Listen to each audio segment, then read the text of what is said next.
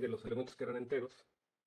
Y entonces, una de las preguntas que yo les había dejado y que me gustaría que me contestaran ahorita es si pensaron, por ejemplo, en esto que puse aquí en la cajita, ¿no? Que, por ejemplo, ¿qué elementos de los números racionales, o quiénes son los elementos de los números racionales que son enteros sobre z?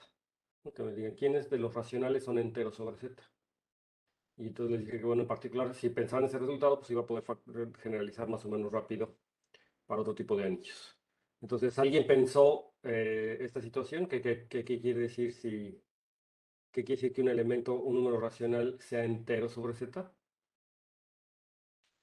¿Alguien tiene una respuesta? Yo creo que sería de que son solo los enteros, porque por ejemplo, si tuviéramos un racional A sobre B, Ujú, donde la B es mayor que uno, bueno, su valor absoluto es mayor que uno, ujú.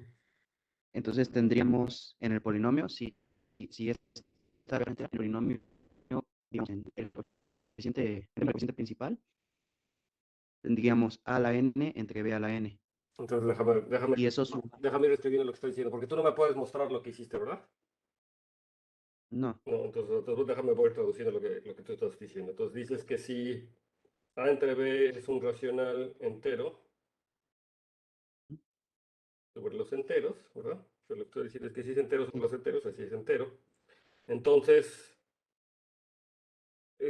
existe, ¿no? Una relación de enteridad. Es lo que estás diciendo, ¿no? Entonces debería de existir una ecuación polinomial de esta forma. Eh,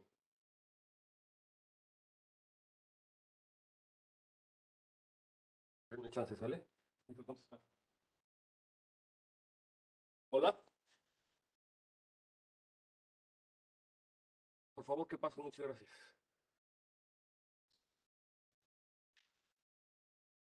Ok, entonces existe una relación de enteridad, ¿verdad? Entonces así, etcétera, hasta, por decir, a cero igual a cero, donde aquí los AIs son números enteros, ¿verdad? Es lo que me estás diciendo. ¿Y entonces qué pasó?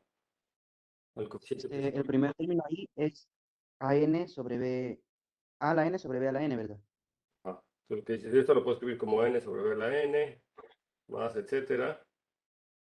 Y del otro lado, si excluimos el AN sobre B a la N, va a quedar un número racional, tal que en el denominador va a quedar un número cuyo, cuya máxima potencia de B que divide a ese número sería B a la N menos 1. Le dices, esto va a ser igual. O sea, porque el mínimo común múltiplo ahí sería B sobre N menos 1. Ok. Podría ser incluso menor por coeficientes, pero máximo es B a la N menos 1. Y dices, b a la n menos 1 por algún otro a, ¿no? Digamos. Ujú. Ok. Y entonces, Ahí eso es contradictorio. ¿por favor? Porque si pasamos el B a la N al otro lado y el B a la N menos 1 también a multiplicar al otro lado, tenemos que A a la N por B a la N menos 1 tiene que ser divisible por B a la N.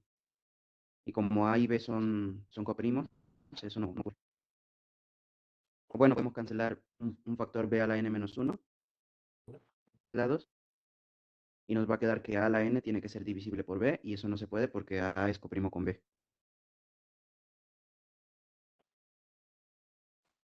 Muy bien. Tanto lo que dices es que entonces b divide aquí a la n y tú dices eso no se puede porque b es primo relativo con b. A ver, nada más dime por Sí, qué b no divide a la n. O sea, ¿cómo utilizas que b mm, ya sea primo relativo? Sí, sí es cierto, pero nada más dime por qué. este,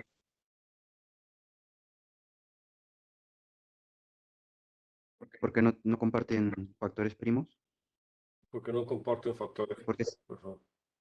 si A y B no comparten factores primos, entonces A, la N y B tampoco. Mm. Sí, básicamente lo que estás diciendo es que si p primo y p divide la b, entonces por esta relación, p divide a la n, ¿no? ¿Sí? Porque sí es transitiva. Y entonces de aquí, como p es primo, Entonces P tendría que dividir A y entonces es una contradicción porque P divide a B y P divide A, entonces es una contradicción, ¿verdad? ¿Sí?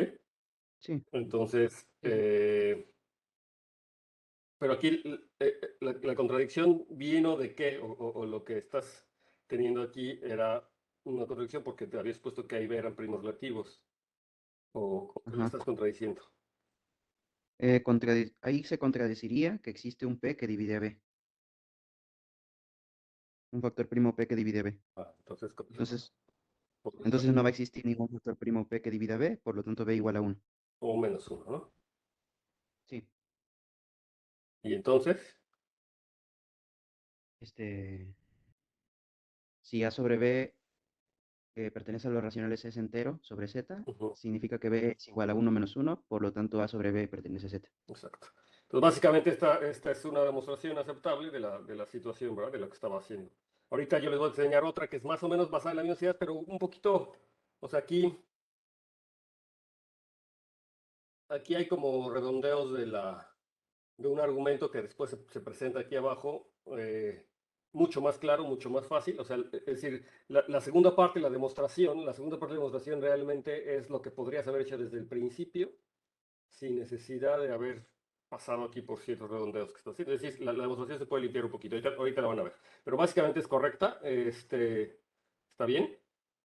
Eso quiere decir que los enteros, los únicos elementos que son enteros sobre los racionales y enteros sobre los únicos elementos racionales que son enteros sobre Z, pues son solamente los enteros. Y aquí lo que yo quería que notaran es como qué parte es la que se puede generalizar a otro tipo de anillos, ¿verdad? O sea, qué es la que parte que se puede utilizar. ¿Dónde estoy utilizando realmente que sean enteros o que sean los racionales?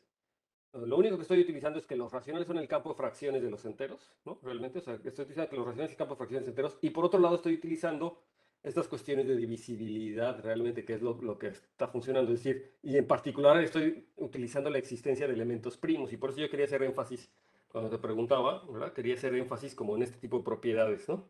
Estas, ¿no? O sea, que si yo tengo un primo que divide a uno, entonces divide al otro, y que si divide una potencia, entonces tiene que dividir a alguno de ellos. Entonces, una pregunta es, ¿en qué otros anillos yo tengo ese tipo de propiedades, ¿no? O sea, tengo la existencia de primos, y tengo cosas como que los primos se comportan como primos, es decir, que son o sea, irreducibles, que se comportan como primos, o sea, que son primos realmente.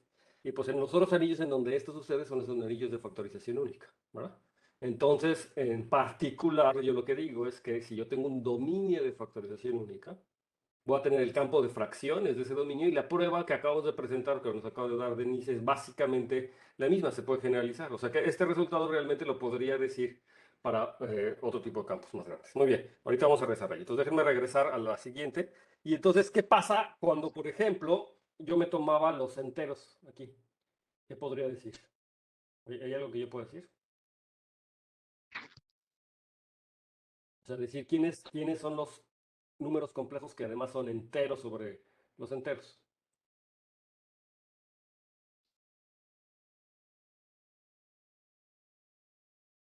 A ver, ¿qué cosas sí puedo decir de un elemento complejo que es entero sobre los enteros? O sea, que es entero, perdón, sobre los enteros.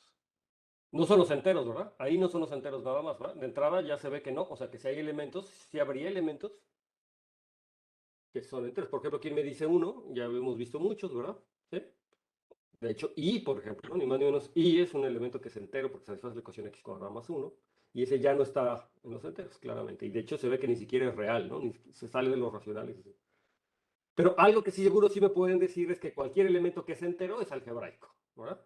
Cualquier elemento sobre los complejos que sea entero, pues tiene que satisfacer una ecuación polinomial. Entonces, de entrada es algebraico. Entonces, los elementos que son enteros de entrada son algebraicos. Entonces, todos los elementos enteros, o sea, digamos que en este caso, z barra sobre los complejos de entrada quedaría sobre los algebraicos, ¿verdad? Sobre los números, sobre la cerradura algebraica de los racionales, ¿no? Es un monstruo, es alguien muy grande, ¿verdad? Y ahora una pregunta interesante que ustedes podrían hacer es, ¿será que todo número algebraico es entero algebraico? ¿No? Eso podría preguntarse uno. Y su respuesta es,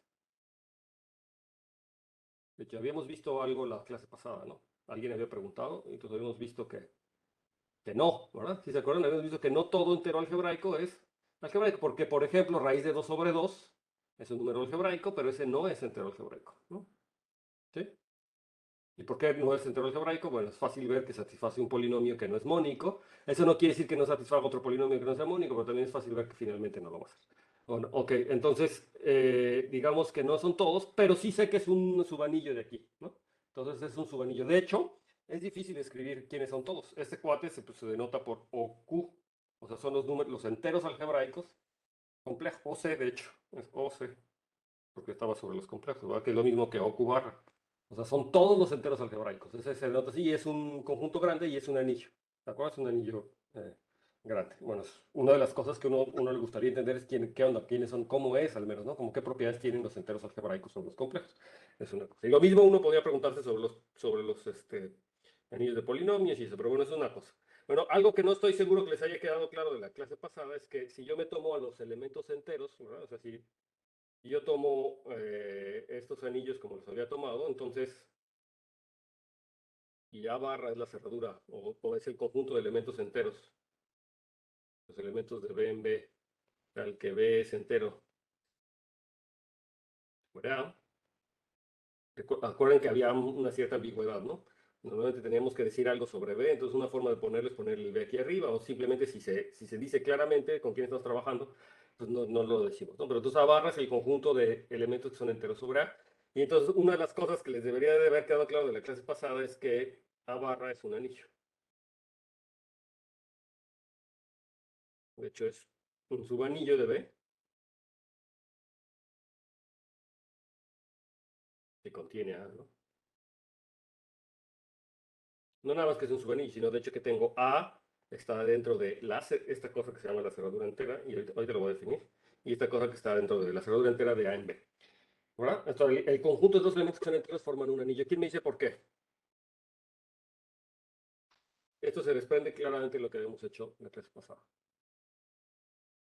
Entonces, pues ya habíamos visto, ¿verdad? Rápidamente, para no aburrirlo, me gustaría que me dijeran, que participaran ustedes, incluso si lo saben y se les parece obvio, nada más para avanzar un poquito más rápido, pero bueno, si alfa y beta están en A barra, es decir, que son enteros sobre A, entonces ya habíamos visto que también alfa más beta y alfa beta están contenidos en A barra, ¿verdad? La clase pasada vimos que tanto la suma como el producto, entonces esto ya casi lo tengo ganado, ¿verdad? Y lo único que habría que ver es que de hecho A está ahí adentro, para que esto sea un subanillo, ya veo que eso es cerrado bajo las operaciones de suma y producto. Lo único básicamente que me falta ver es que el 1 está ahí adentro y que, bueno, en particular que todo A está ahí adentro, ¿verdad? Entonces, de hecho, lo que nos faltaría ver es que A está ahí adentro, pero ¿quién me dice por qué A está dentro de la cerradura entera? O sea, todo elemento en A, de hecho, es entero sobre A. Pues claramente, ¿verdad? Pues, si A está en A, entonces A es 0 o satisface el polinomio X menos A, que está claramente con coeficientes en A y es mónico, ¿verdad? Es mónico. Entonces, todos los elementos de A están, en particular el 1 está ahí, entonces, por lo tanto, es un anillo, ¿de acuerdo? Sí, entonces, todas las propiedades de asociatividad y eso se deducen de las de B, ¿no? Completamente. Entonces, este cuate es el anillo de enteros, se le llama el anillo de enteros de A en B, o la cerradura entera de A en B, ¿no? Entonces, esto yo creo que ya me lleva a la clase siguiente. ¿Tiene alguna duda? ¿Sí? Nada más que lo tomen en cuenta. Ahora, aquí hay que notar, insisto, que esto depende de en qué anillo estoy, ¿no? Como ya vimos en el ejemplo anterior, la cerradura entera de los enteros en los racionales son los enteros, pero la cerradura entera de los enteros en los complejos es un anillo muy grande, ¿no? De hecho, es lo que se llaman los enteros algebraicos, ¿no? Son todos los enteros algebraicos. Muy bien. Entonces, esto ya me pasa a la siguiente clase. Entonces, vamos a pasar. Déjenme abrir la siguiente clase. Aquí. Entonces, la clase número 14. Y entonces, vamos a empezar con la siguiente proposición. Entonces, déjenme me regreso. Vamos a pasar de poquito. Entonces, la proposición es que vamos a tomarnos una cadena de anillos, una cadena de extensiones de anillos. Eso quiere decir que A es un subanillo de B y B es un subanillo de C. Son una extensiones de anillos, normalmente se denota por extensiones de anillos. Entonces, lo que decimos es que la parte ser entero se comporta bien en cadenitas. ¿Y eso qué quiere decir? Pues que si C es entero sobre B y si B es entero sobre A, entonces, pues también que creen que C es entero sobre A, ¿no? Entonces, es una cosa muy sencilla. Y entonces la demostración va a hacer uso de lo que aprendimos la clase pasada, en particular de estas caracterizaciones de ser entero. Si se fijan, ahora con esa caracterización vamos a poder demostrar muchas otras cosas de una manera mucho más fácil, ojalá se acuerden, ¿no?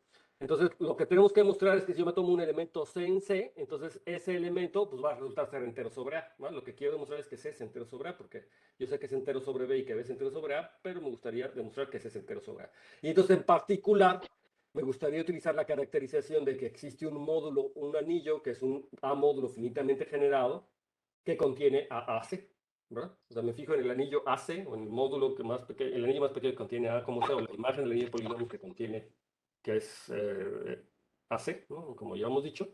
Y lo que me gustaría ver es que ese anillo o es finitamente generado o está bien dentro de un módulo que es finitamente generado, un módulo que es finitamente generado. Eso ya demostraría por lo que hicimos la clase pasada que el elemento C es entero sobre A. Entonces vamos a proceder con esa idea. Entonces lo que yo sí sé es que C es entero sobre B. Pero como C es entero sobre B, entonces lo que yo sí sé es que existe una relación de enteridad, una ecuación de dependencia entera, que a veces le llaman así. Entonces la ecuación de dependencia entera pues, sería un polinomio básicamente con coeficientes en B, mónico, ¿verdad? Que me lo hace igual a cero, o sea que me da la dependencia entera. Esto me lo puse igual a cero, déjame ponerle aquí igual a cero. ¿Sí? Esto es lo que se llama la dependencia entera. Pues claramente los elementos B y en B. Entonces, yo lo que quiero demostrar, recuerden que quiero decir que es entero sobre A, entonces voy a definir el siguiente anillo, que es de hecho una módulo, formado por el anillo de polinomios, pero con variables, sometiéndole las B0, B1, B2 hasta el Bn, ¿verdad? Entonces, ¿qué es lo que yo puedo decir de este anillo que es una módulo? ¿Qué es lo que puedo decir? Es como.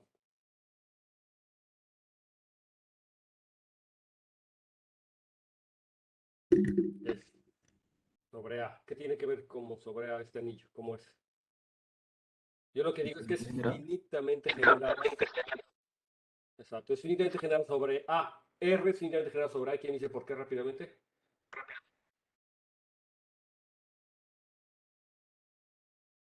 Es partir el anillo de polinomios en n más son variables entre el ideal x menos b0, x menos, bueno, x2 menos b2 y así, ¿no?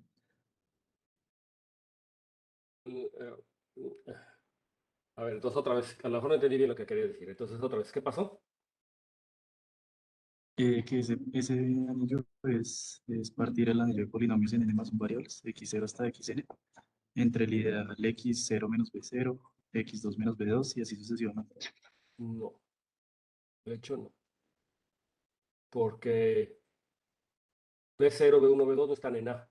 Entonces, si es el anillo de polinomios con coeficientes en A, lo tendría que dividir entre polinomios con coeficientes en A. Entonces, B0, B2, B0 no están en A. Si eso lo hiciera en B, posiblemente sí, pero estoy en A. No, o sea, los polinomios por los que estás partiendo no son polinomios con coeficientes en A. Pero Ok, ok, sí. hay Pero son una como razón. expresiones, ¿no? Expresiones polinomiales en b0 y hasta bn. Exacto. A lo mejor sí hay polinomios, en particular si hay polinomios que están ahí y yo podría dividir eso entre algunos polinomios, pero eso me demostraría que es un álgebra finitamente general. Y yo lo que quiero demostrar es que es de tipo finito, o sea, es finitamente general como A módulo, ¿no? O sea, como, aquí déjame ponerlo como A módulo. Es un A módulo finitamente generado, no como álgebra. Recuerden que ser finitamente generado como álgebra no me dice que sea finitamente generado como módulo. A ver, a lo mejor, y a lo mejor lo que tú me estás diciendo yo podría deducir, en efecto, que también es finitamente generado como A módulo. A lo mejor un argumento inductivo, pero de hecho lo hicimos casi la clase pasada. ¿Qué era lo que tenía? O sea, de hecho, sí es cierto que este es un módulo finitamente generado, sí es cierto.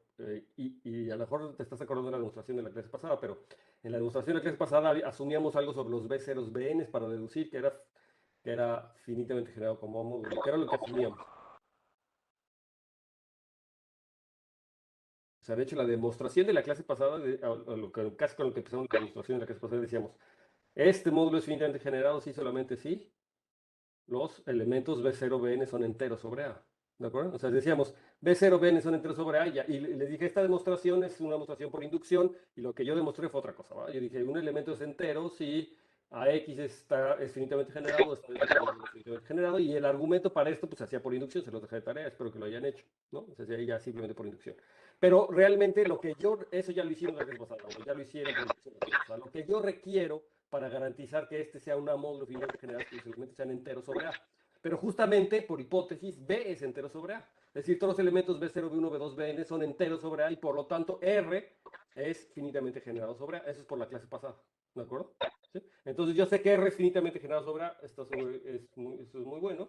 Y aquí lo pongo, pues los B son enteros sobre A. Entonces, de aquí que se tiene que acordar de esta proposición, la estamos utilizando. Y entonces, más aún, C está en R. ¿Por qué C está en este anillo? Recuerden que C era el elemento en B que era entero sobre B, por lo tanto existía una relación de dependencia entera con C. Y ahora me dice, ¿por qué C está en R?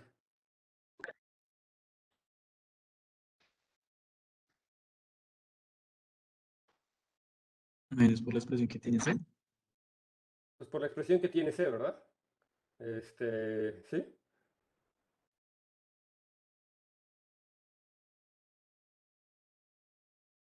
¿Cuál expresión? Ah, no, mentiras. Bueno, ahí C a la N se puede despejar, ¿no?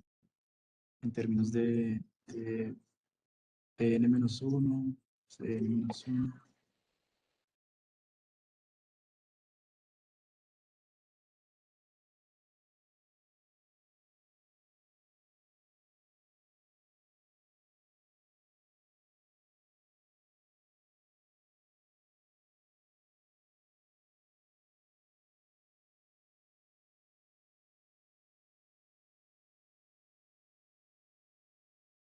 ¿Que ¿Por qué será que C está en R entonces?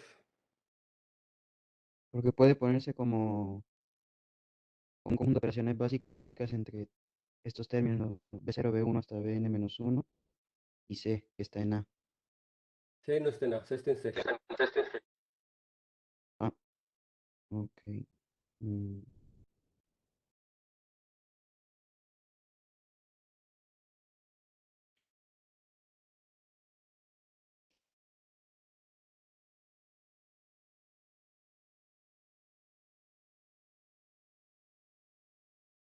pero entonces C también se puede, o sea, C es entero sobre B, entonces cumple un polinomio.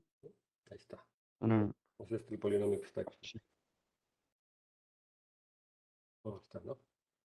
Ya sé que C es entero Mm, sobre B, entonces se satisface un polinomio. Aquí le puse C1, no sé por qué. Aquí C. ujú.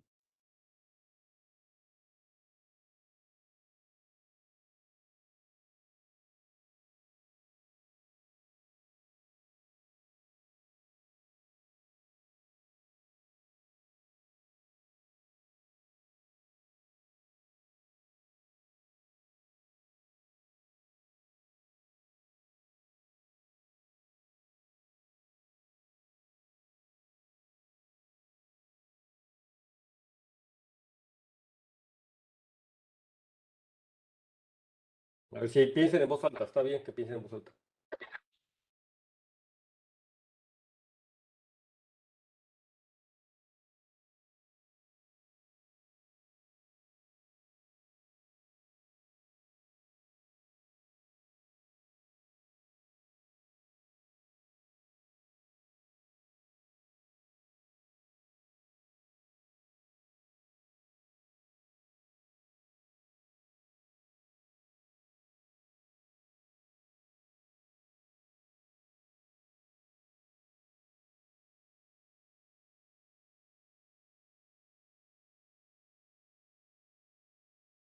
Sí, tienen que pensar, a ver.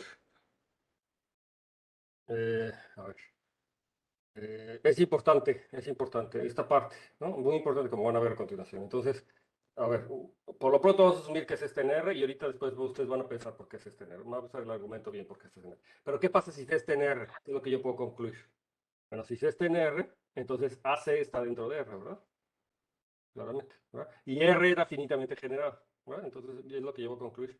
Entonces, hace este en R y R era finitamente generado y entonces eso, por lo visto en la clase pasada, eso quiere decir que C sería entero sobre A y por lo tanto eso ya C es entero para A. Entonces ya así concluiríamos la demostración. Entonces se ve que una parte modular, una parte súper importante de la demostración es entender, ¿verdad? Por qué C está aquí.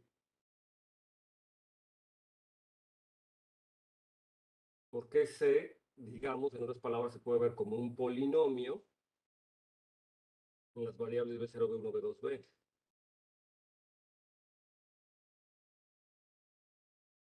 con coeficiente seno. O sea, eso es lo que me está diciendo. O sea, que debería ser como un polinomio en B0, B1, B2, Bn, que yo lo puedo evaluar y eso me dé el C, ¿verdad? Que es lo que yo quisiera, ¿verdad? Que el C esté ahí. Y pareciera que yo lo debo poder obtener de la relación de enteridad.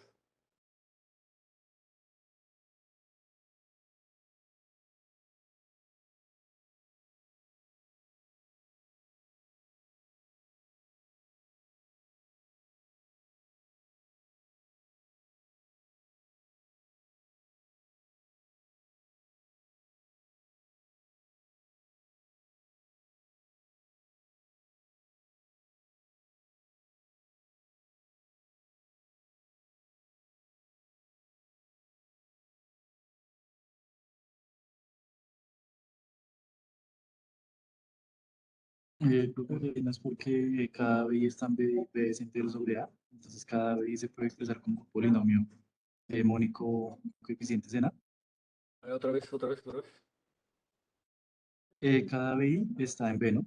Pero B es entero sobre A. O sea que cada BI se puede expresar como o satisface un polinomio mónico con coeficientes en A. Ajá. Eso sí, cada B satisface el polinomio mónico con coeficiente seno, eso sí.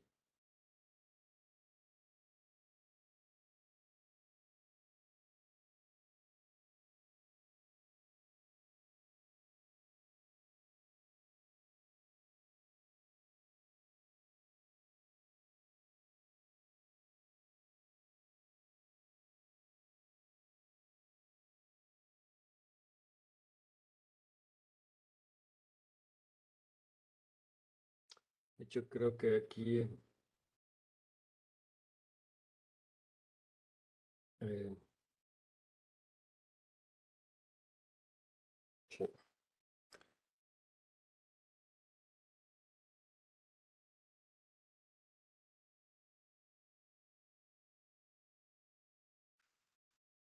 Aquí no es cierto esto que estoy diciendo, porque en efecto no puedo despejar aquí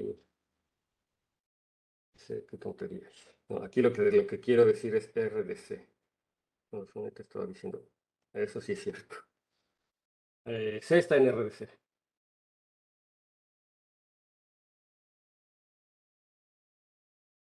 O sea, R es generado por B0, por B0, B1, B2 hasta Bn. Y entonces, pues, está en R sobre C. Y de hecho, lo que realmente yo quiero decir aquí es que, déjenme borrarle esto. Déjenme borrar esto aquí.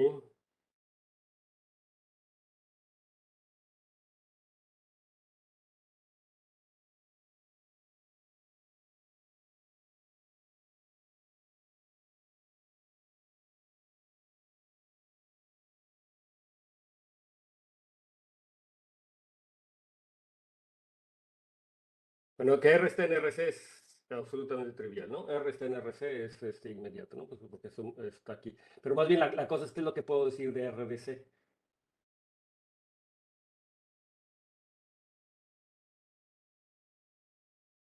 Bueno, lo que yo sí puedo decir es que A de C está dentro de R de C, ¿verdad? ¿Sí? A de C es el que está dentro de R de C, eso sí está claro. Y entonces lo que quiero decir, y este es finitamente generado. ¿Por qué R de C es finitamente generado? Aquí lo que tenemos que decir es que C es entero sobre R. ¿Ah? Entonces, pues C es entero sobre R.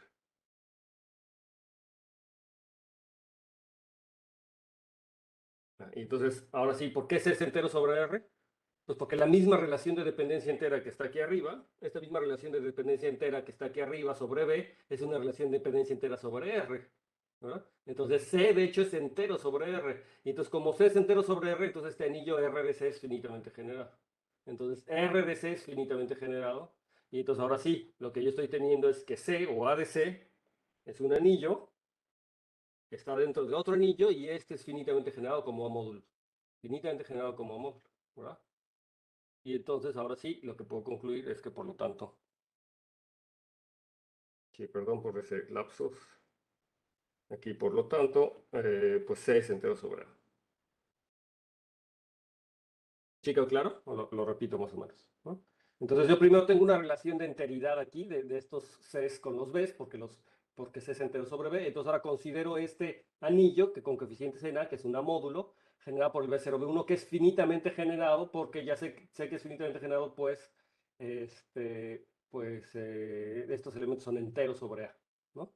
Y entonces ahora lo único que estoy diciendo es que, bueno, yo tengo C está contenido en R de C, ¿verdad? O sea, si a este yo le pego C, pues claramente R está contenido en RC, y de hecho AC está aquí adentro, pero de hecho R de C es finitamente generado como A módulo. ¿Por qué? Pues porque C es entero sobre este anillo, entonces es finitamente generado sobre este anillo, pero entonces la composición de anillos finitamente generados es finitamente generado, entonces esta composición es finitamente generado como A módulo, ¿sí?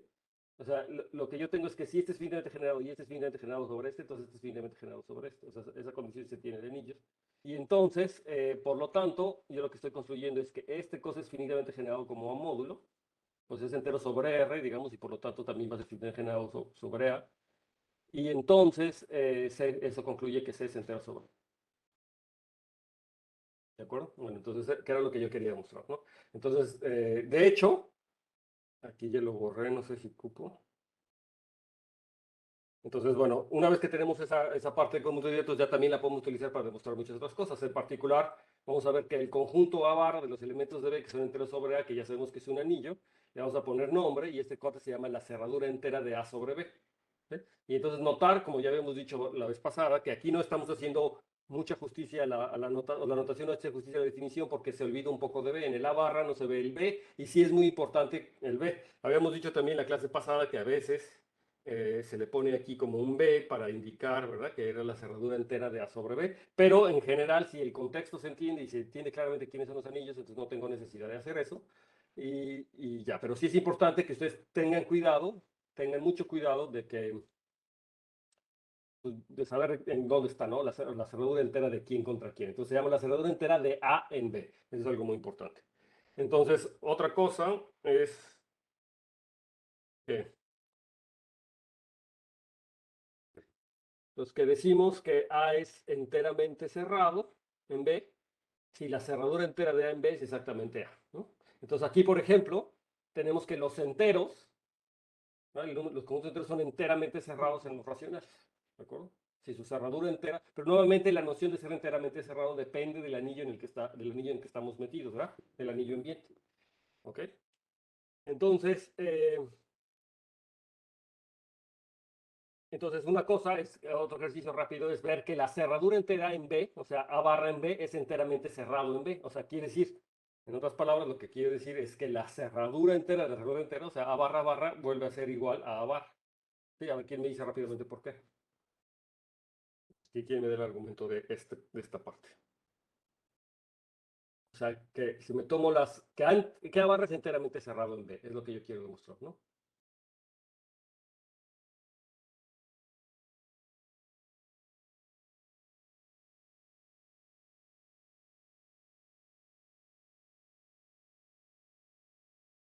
Y A barra es el conjunto de todos los elementos en B que son enteros sobre A.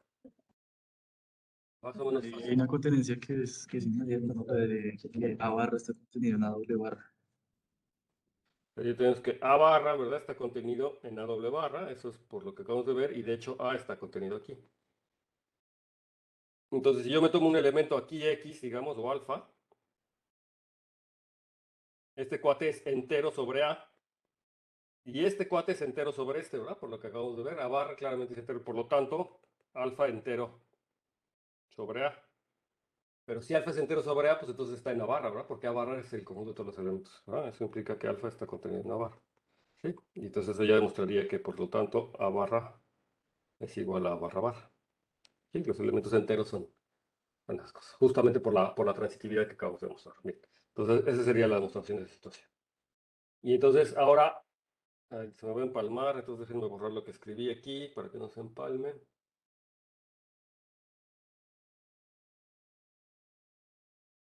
Yo lo quiero borrar. Pues,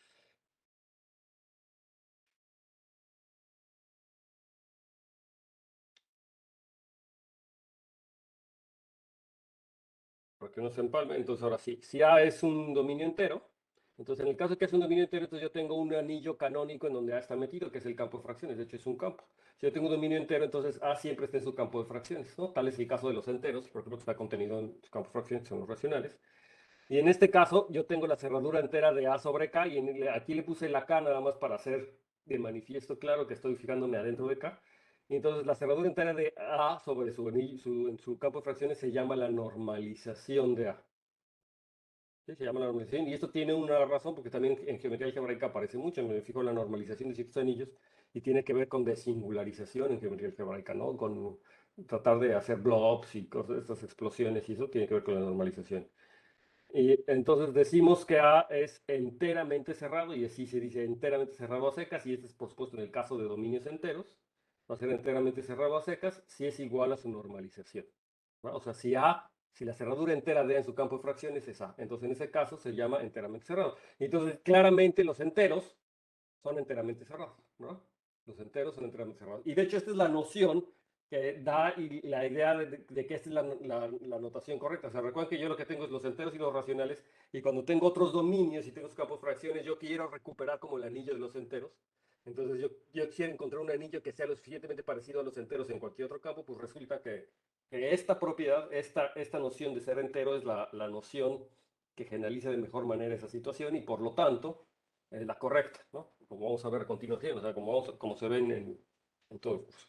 Entonces, la primera proposición que vamos a ver es que todo anillo de factorización única A es enteramente cerrado. Y entonces ya tengo ahora sí la noción correcta, ¿verdad? De ser enteramente cerrado. ¿Eso qué quiere decir? Que su campo de fracciones es entero, o sea, o que A es igual a su normalización, y de ahí que requiero que sea un dominio de factorización, que sea un dominio. Y la factorización única, pues es lo que me permite generalizar la demostración que acaban de ver, y la demostración esta que les voy a presentar, la que les digo que es muy parecida a la que nos presentó Denise hace un momento.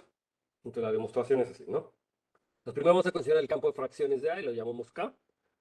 Y entonces voy a suponer que yo tengo un número, como es el campo de fracciones, entonces es un cociente de dos elementos A entre B en A, ¿verdad? Y además estos, como estoy en un campo de factorización única, entonces puedo hablar de elementos irreducibles, y también puedo hablar del máximo común divisor, ¿verdad?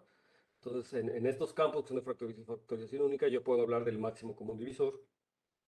Y entonces puedo suponer que son primos relativos, en otras palabras, que no tienen factores irreducibles comunes, ¿ok?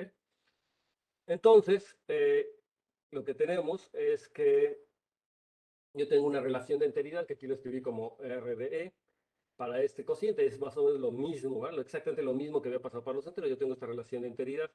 Pero ahora lo que voy a hacer, en vez de despejar y hacer esta cosa que es más o menos lo mismo, lo que voy a hacer es multiplicar ahora por B a la N. Entonces, si yo multiplico por B a la N a ambos lados de la ecuación, notar que B es distinto de 0. Por lo tanto, B a la N es distinto de 0. Estoy en un campo, ¿verdad? Entonces, B a la N es distinto de 0 también. Entonces, si yo multiplico por B a la N, en otras palabras, estoy limpiando el denominadores, entonces me queda una ecuación de este tipo, ¿verdad? Y entonces, ahora sí, es más o menos la misma idea de lo que nos había dicho Denise, ¿no? Pero ahora les decía, me puedo ir directamente a esa parte del divisor irreducible. Entonces, ¿qué pasa si yo tengo un divisor irreducible, un elemento irreducible, un divisor irreducible de B? Entonces, como pi divide a B, es un divisor irreducible de B, entonces divide a todas estas expresiones, ¿verdad? Divide a toda esta parte y divide a la suma. Entonces, por lo tanto, pi tiene que dividir a la n, ¿verdad? Los pi divide a la n, pero si pi divide a la n y es irreducible, por la propiedad de ser irreducible o primo, ¿vale? Porque los irreducibles son iguales a los primos en estos dominios de factorización única, entonces pi divide a. Entonces es básicamente lo mismo que se había dicho Denis, pero directo, ¿verdad? A fin de cuentas, en la demostración de Denis tuvimos que pasar por esto, ¿no? Entonces directamente yo me voy para acá.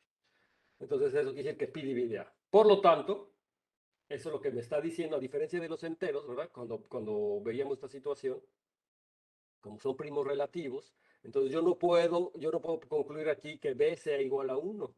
Cuando yo lo que puedo concluir es que B no tiene divisores irreducibles. O sea, no hay divisores irreducibles. Y eso no quiere decir que sea 1, sino más bien lo que quiere decir que es una unidad. En el caso de los enteros, las unidades serán 1 y menos 1. Pero un anillo arbitrario, o los elementos o tienen un divisor irreducible o son unidades, ¿verdad? Esa es la situación. Entonces aquí lo único que estoy concluyendo es que el B es una unidad. Pero si ves una unidad, entonces eso en cualquier caso, pues lo que me está diciendo es que A sobre B, en realidad es A por B a la menos 1, pero B a la menos 1, que sea una unidad, lo único que quiere decir es que B a la menos 1 está aquí, ¿verdad? O sea, si es una unidad, quiere decir que su inverso está en A, de hecho, en las unidades. Entonces, pues eso quiere decir que A por B a la menos 1 está en A. Es decir, que A sobre B estaba en A, ¿de acuerdo? Porque es un producto de los elementos en A.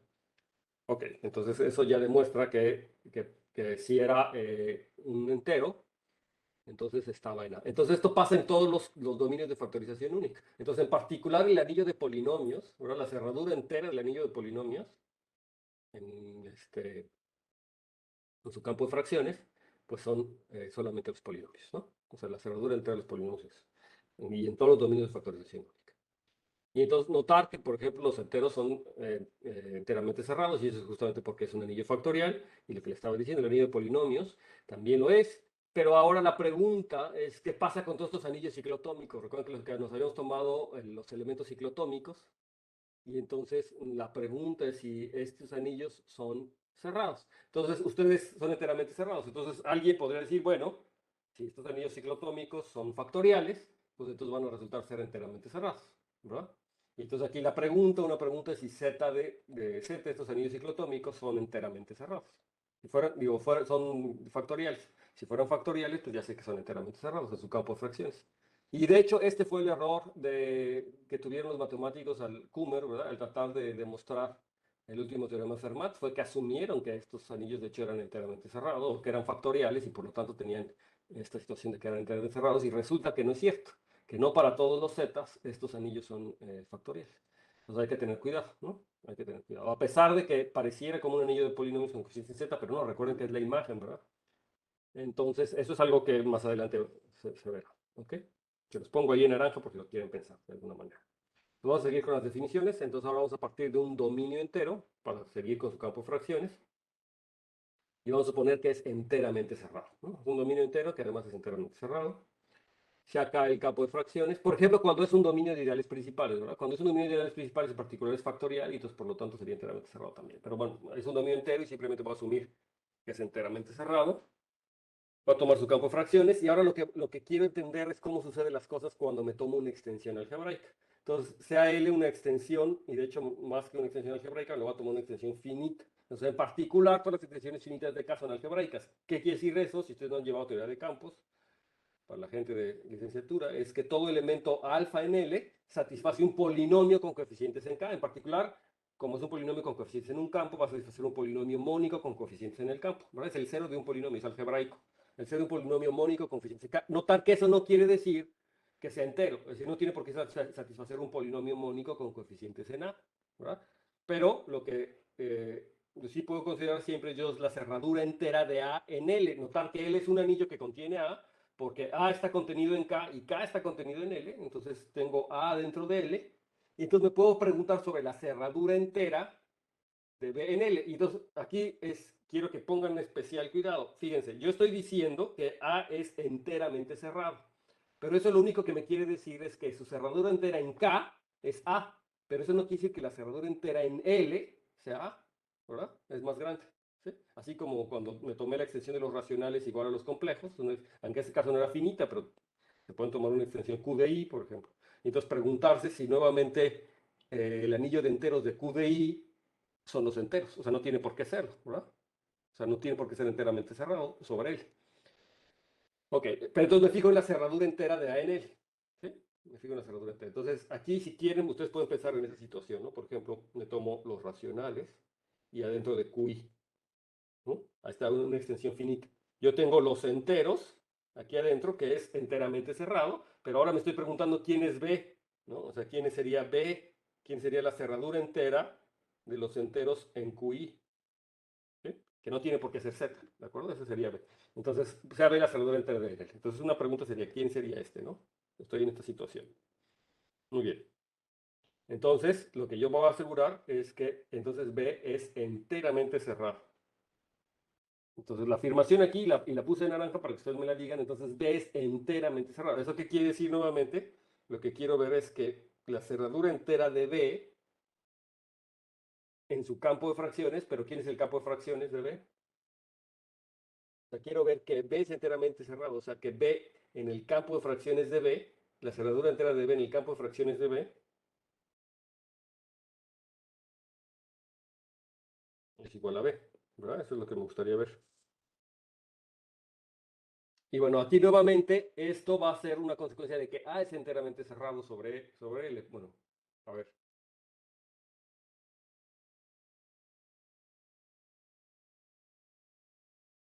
¿Qué les ocurre?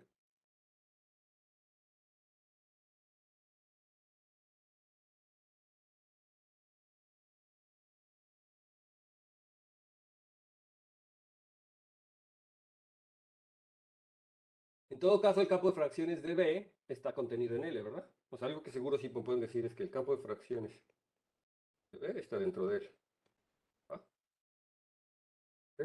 Porque el campo de fracciones de B es el campo más pequeño que contiene a B, digamos, ¿no? Y L contiene a B, entonces debería de tener una copia de L, al menos el campo de fracciones. Entonces, puedo suponer que de hecho el campo de fracciones de B está dentro de L. Y entonces yo lo que quiero ir a ver es que los elementos ahí que son enteros sobre B, pues ya eran enteros. Ya estaban en B, que es la cerradura entera. Ya en L. ¿Por qué? ¿Quién me dice por qué? Les voy a ayudar tantito, a ver. Si alfa en L es entero sobre B, fíjense que me tomé alfa en L, pero de hecho me debía de tomar en fracciones de B, pero no importa, en particular va a estar en L.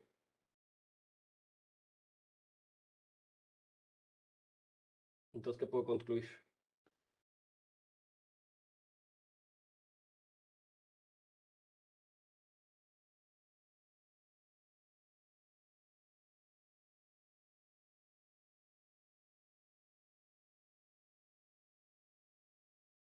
¿No? Y como yo tengo esa cadena de anillos, ¿qué puedo tener?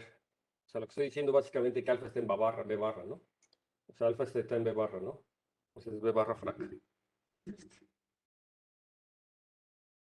Entonces, si alfa está aquí, si alfa es entero sobre A, es decir, si alfa está en B barra, ¿qué puedo decir? Entonces, alfa es entero sobre B, pero B es entero sobre A, ¿verdad? Pues lo que puedo decir entonces, alfa es entero sobre A, por la transitividad, ¿verdad? Pero entonces, si alfa es entero sobre A y alfa estaba en L, pues entonces alfa tiene que estar en la cerradura entera de A en L. O sea, entonces, alfa está contenido en B, que B es por definición la cerradura entera de A en L.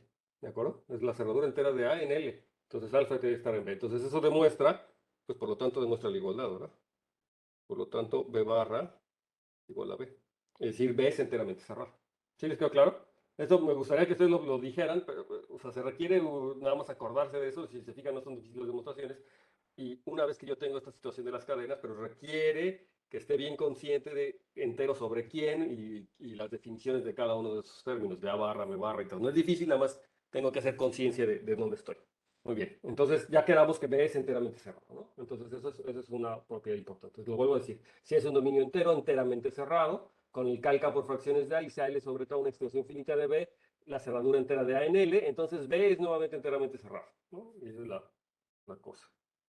Ok, entonces, bien. Nos tenemos la siguiente proposición. Si beta está en L es entero sobre A, entonces lo que vamos a decir es que el polinomio mínimo de beta con coeficientes en X, con K, o sea, recuerden que L es una extensión algebraica, ¿verdad? Es una extensión finita en particular de K. Entonces, todo elemento en L, pues satisface un polinomio. Entonces, me fijo en el polinomio mínimo, ¿no? Es el polinomio mínimo de beta en X y el polinomio mínimo tiene coeficientes en K, en principio. Entonces, el polinomio mínimo tiene, lo que le estoy diciendo es que de hecho va a tener coeficientes en la cerradura entera de A, ¿no? ¿No? O sea, A es enteramente cerrado y si me lo tomo A enteramente cerrado, entonces sería A, ¿no? Pero entonces lo que digo es que A tiene las, coeficientes en la cerradura entera de A, es decir, este está aquí, digo, en particular, si A es enteramente cerrado, entonces el polinomio mínimo tendrá coeficientes en A, ¿de acuerdo? Entonces eso es lo que queremos demostrar, básicamente. Ok, entonces vamos a hacer, esa es una cosa muy interesante, ¿no? Que si yo me tomo un elemento beta sobre un anillo A y A es enteramente cerrado, entonces el polinomio mínimo de ese elemento, de hecho ya tenía coeficientes en el anillo A, ¿de acuerdo? El polinomio mínimo tenía coeficientes en A. Entonces eso, llevado a los enteros, es un anillo enteramente cerrado, quiere decir que si yo me tomo una extensión de los racionales, o sea, me tomo un elemento algebraico, entonces el polinomio mínimo un polinomio algebraico que además es entero, entonces el polinomio mínimo de ese ya tiene coeficientes en los enteros. ¿De acuerdo? ¿Sí? O sea, es lo que me está diciendo, que el polinomio mínimo de un elemento algebraico que es entero, O sea, porque que sea entero quiere decir que satisface un polinomio mónico con coeficientes enteros, pero no quiere decir que es un polinomio mínimo en principio. No quiere decir eso que su polinomio mínimo tenga coeficientes enteros. Pero esta proposición me está diciendo, si es un entero algebraico sobre un anillo A que es enteramente cerrado, que es algo importante, entonces sí, su polinomio mínimo que crees ya tiene coeficientes en A, ¿no? En particular en los enteros eso sí va a pasar. Si todo número algebraico que sea entero, su polinomio mínimo ya tiene coeficientes enteros. Ahí sí va a pasar. Entonces eso es lo que está pasando. Entonces vamos a tomarnos un polinomio con coeficientes en A, el polinomio mónico con coeficientes en A, de tal manera que me da la relación entera para beta, ¿no? O sea, f beta es un polinomio de tal manera que como beta es entero sobre A, pues debe haber un polinomio mónico con coeficientes en A de tal manera que f de beta sea igual a 0. Eso quiere decir que como A está en su campo, en el campo K, ¿verdad? El campo de fracciones de A es el campo K, entonces el polinomio mínimo de beta, que es el polinomio mínimo de beta sobre K, ¿verdad? El polinomio mínimo de beta sobre K es un polinomio mónico y pues este tiene que dividir a f de x, porque justamente es el polinomio mínimo, ¿verdad? Divide al polinomio este que también tiene coeficientes en K, ¿verdad? Pero entonces, ¿eso qué quiere decir? Pues entonces eso quiere decir que si yo tengo una raíz del polinomio mínimo y vale 0, entonces también es una raíz del polinomio f de alfa. ¿Sí? Porque P de beta, el polinomio mínimo divide f de x. Entonces yo tengo cualquier raíz de P de beta, cualquier raíz del polinomio mínimo, pues también tiene que ser una raíz de f, ¿no? Por la divisibilidad. ¿Y eso qué quiere decir? Pues eso quiere decir en particular que todas las raíces de P de beta son enteros algebraicos, porque satisfacen el mismo polinomio mónico con coeficientes enteros. Entonces todas las raíces de P de beta son enteros algebraicos, y entonces son enteros sobre A, son enteros sobre A. ¿Sí?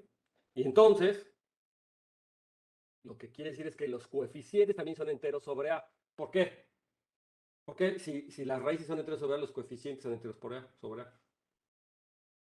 ¿Quién me dice por qué rápidamente? Entonces, ¿por qué los coeficientes del polinomio mínimo también viven en la cerradura entera? O sea, son enteros sobre A. Pues porque los conjuntos de elementos enteros, o sea, lo que estoy diciendo es que las raíces viven en A barra, ¿no? O sea, son enteros sobre A. Las raíces viven en A barra, pero A barra es igual a A, ¿verdad? Bueno, no importa en este caso. Pero A barra es un anillo. Entonces quiere decir que la suma y los productos de elementos enteros sigue siendo un elemento entero. En particular, los coeficientes del polinomio mínimo son sumas y productos de las raíces. Por lo tanto, son sumas y productos de elementos enteros. Entonces quiere decir que los coeficientes siguen siendo elementos enteros. ¿De acuerdo? ¿Sí? ¿Les queda claro? Eso es porque todas las raíces, o sea, lo que hicimos ver que todas las raíces del polinomio mínimo son enteros sobre A. Entonces sus sumas y sus productos van a ser enteros sobre A. ¿Sí? Y entonces eso quiere decir que el polinomio mínimo, en particular, cuando A es igual a A barra, pues entonces tendría el resultado, ¿verdad? Entonces, en particular, si A es igual a A barra, tendría el resultado que los coeficientes están en A, ¿no? En particular, si así tengo el particular aquí, ¿no?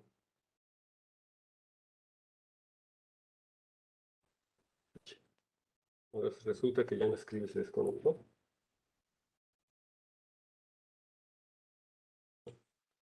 No quiere escribir. Ya. ¿Qué quiere escribir? Ok, en particular tengo eso. No más tendría que escribir. Entonces, conversamente, si yo tengo que el polinomio mínimo de beta sobre x es un polinomio con coeficientes en A, pues entonces absolutamente, ¿verdad? Entonces, lo que yo tengo es que beta es entero sobre A, ¿verdad? No hay duda porque no hay nada que hacer, porque P beta de x es un polinomio mónico por definición. Entonces, si estoy diciendo si este polinomio mónico tiene coeficientes en A, pues entonces automáticamente era entero. ¿Verdad? Entonces, fíjense, ese es un resultado interesante, ¿no? En estos anillos, yo estoy utilizando esta situación. Ok. Y ahí se ve la importancia de que la cerradura entera sea A, ¿no? Entonces, ahora tengo aquí un más aún, pero bueno, lo voy a poner como una proposición. Que de hecho, o sea, con las mismas condiciones con las que estamos trabajando, todo número beta en L es de la forma un cociente de B entre A, donde B es un elemento en B y A es un elemento en A, ¿no? Entonces, fíjense aquí, esa es una forma muy particular, que me está diciendo que los elementos de L son de hecho cocientes de elementos del anillo de enteros de B y en A. En particular, como A está contenido en B, entonces son cocientes de elementos de B. O sea, esto en particular me está diciendo que L es el campo de fracciones de B. En particular me está diciendo que L es el campo de fracciones de B, porque todo elemento se escribe como el cociente de los elementos en B. A está en B, ¿no? Pero de hecho me está diciendo más. No nada más se escribe como el cociente de los elementos en B, sino es un elemento en B dividido por un elemento en A.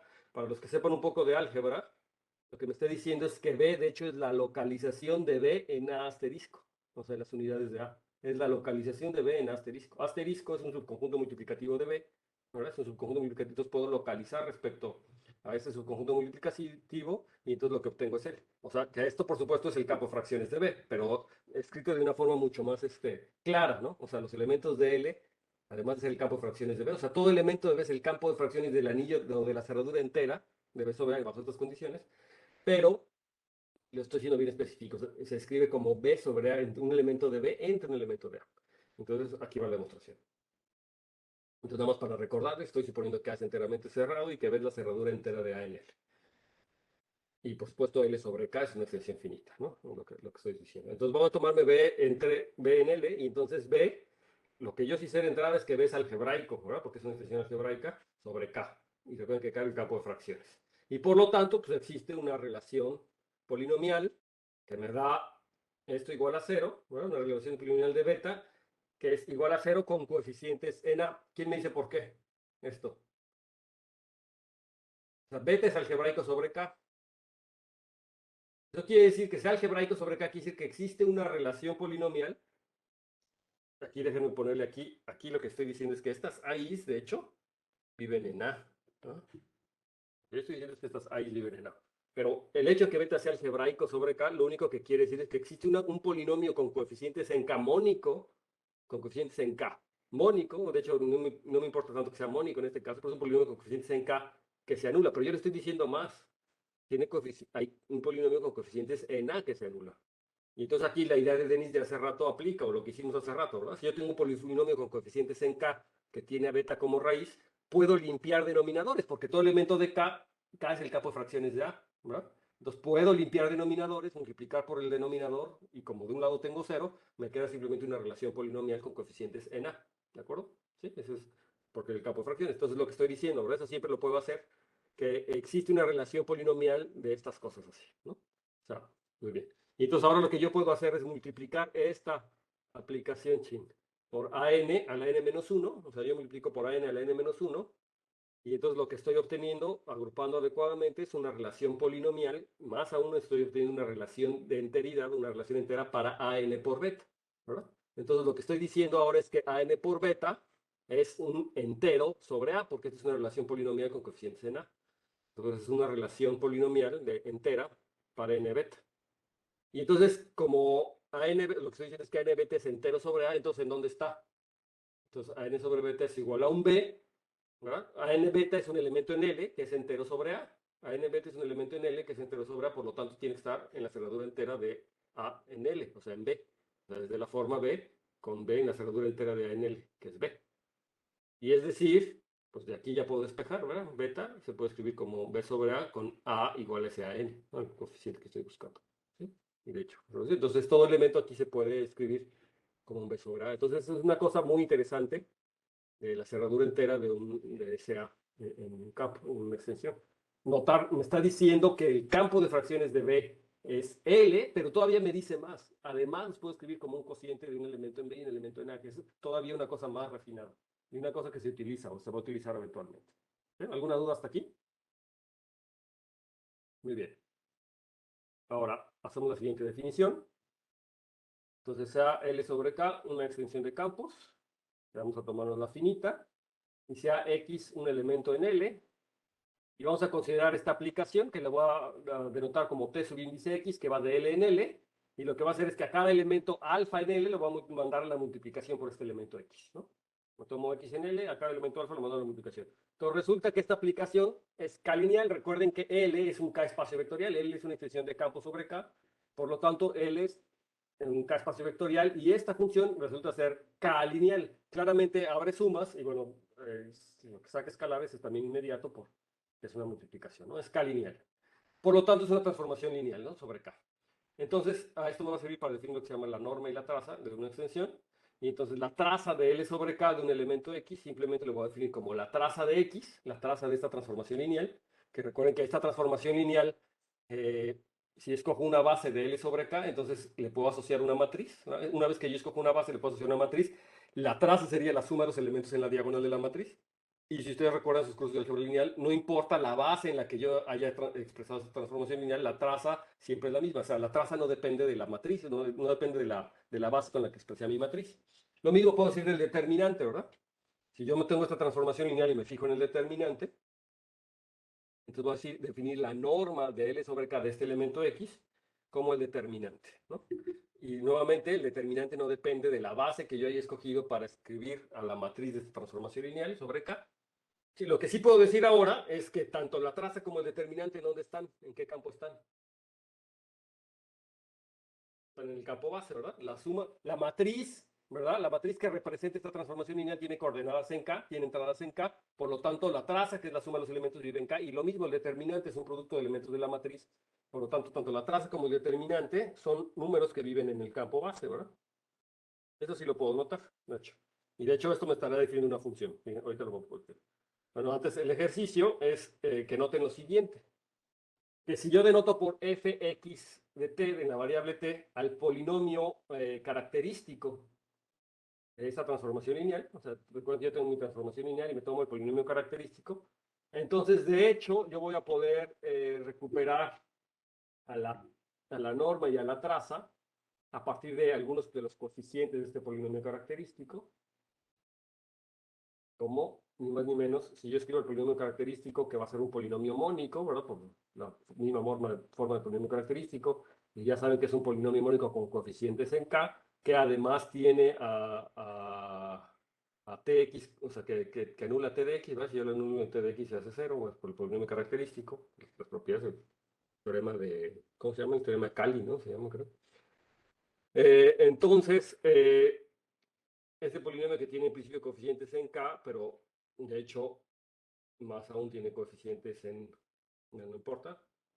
Entonces, de hecho, el A1, el coeficiente del término T a la N menos 1, si lo escribo en forma negativa va a ser igual a la traza, y el determinante es el AN, ¿no? Eso lo recuerdan de álgebra lineal, ¿no? El polinomio característico siempre tiene esas propiedades. La traza es el término, el segundo término, digamos, no el principal, el segundo principal, y el determinante es el término constante. ¿De acuerdo? Salvo por un signo. De hecho, aquí me dice quién es el signo, aquí donde n es el grado de la extensión. A ver, ¿cómo me dan un argumento fácil? Esto, si ustedes se acuerdan del discurso de álgebra lineal, pues debería ser más o menos fácil. ¿Sí? ¿Cómo sería el argumento de este resultado?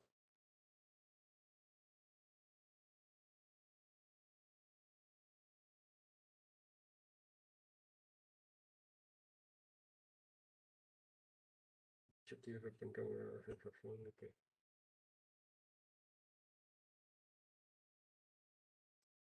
en realidad aquí...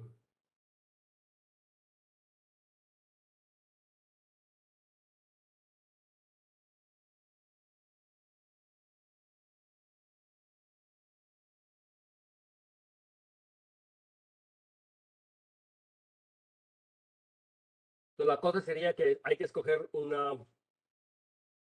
eh, hay que escoger una base adecuada, de tal manera que las cosas se vean claramente aquí quiénes son, ¿no? Una base adecuada. Habría que escoger una base adecuada. Y entonces lo primero que yo sugiero que piensen para hacer esto es, en vez de que se tomen L, una extensión arbitraria cualquiera, se tomen la mínima extensión que contiene a X y a K, o sea, K de X, ¿no? O sea, la extensión más chiquita que contiene tanto a K de X y lo hagan ahí. Porque en ese caso, el polinomio mínimo y el polinomio característico van a coincidir. ¿Sí? El polinomio mínimo de X y el polinomio característico van a coincidir. Y vean, y ahí tiene una base muy clara, ¿verdad? En ese caso, de que L es igual a K de X, ¿quién es una base de la extensión? De la mínima extensión de L sobre X sobre X. Ya saben que está generada por el 1, por X cuadrada, por X cúbica, así hasta el grado de la extensión. Yo les digo, si ustedes se agarran esa base, y expresan esta transformación lineal de multiplicar por X en esa base, entonces les va a quedar una matriz muy bonita, donde de hecho aparecen, se llama la matriz compañera del polinomio mínimo.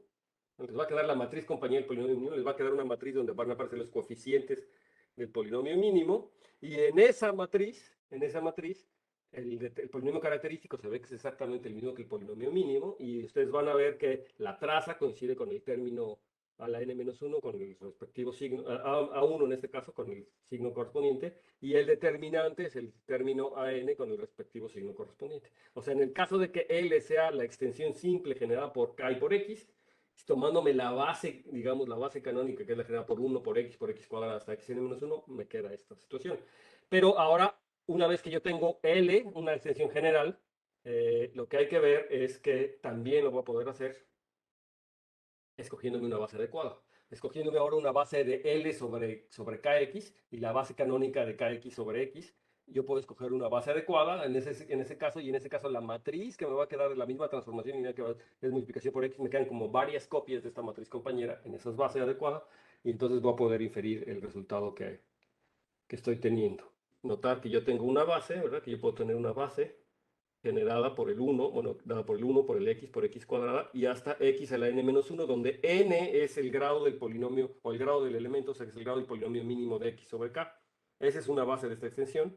Y entonces, si yo tomo esta base, y eso es lo que les dejo de ejercicio, si tomo esta base y expreso a mi transformación lineal t de x en esta base, ustedes van a ver que la matriz que les queda es una matriz muy particular.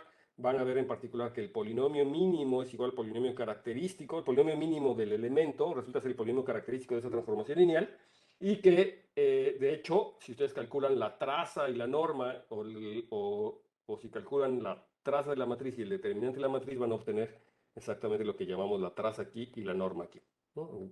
Matriz y determinante. Entonces, eso sería la demostración básicamente de ese hecho, que como es de álgebra lineal, entonces yo se los dejo a ustedes para calcular, ¿no? Sin problema. Bueno, aquí terminamos la clase. Me gustaría que esto lo discutieran también en el grupo en caso de que no les salga o que sí les sale, para poder avanzar un poquito.